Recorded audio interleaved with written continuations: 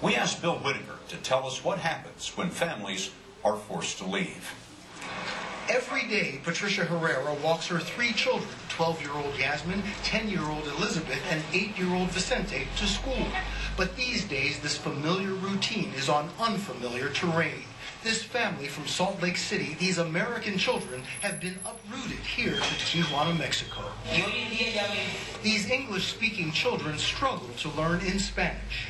It's different, and it's hard for me to understand what they're saying here.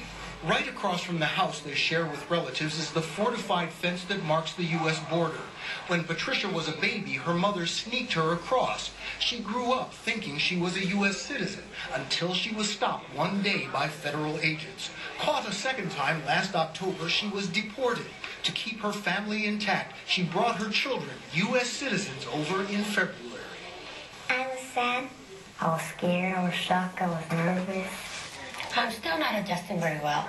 I never thought it would come to this, but it has, and it's hard for them. 4 years ago, Tijuana schools started seeing a steady flow of American students whose parents had been deported.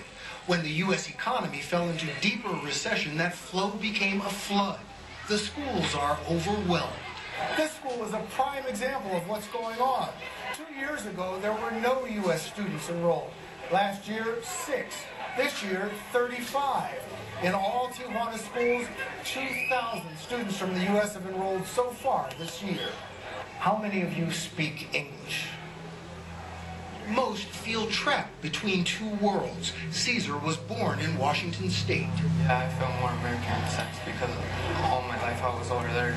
Jasleen was born in California. How is it different here? Like over there is cleaner, and like here is kind of like dangerous to be like when it's dark. Patricia can't work because she can't speak Spanish well enough. She studies every night with her children. She survives on money her family sends from Utah every week. I live right here on the borderline too, and it's hard to know that I look over there and when I say, oh my God, if I can only get through there. But I know I can't. So I have to accept and learn to live my life here. It's a hard lesson many families from north of the border are having to learn. Bill Whitaker, CBS News, Tijuana.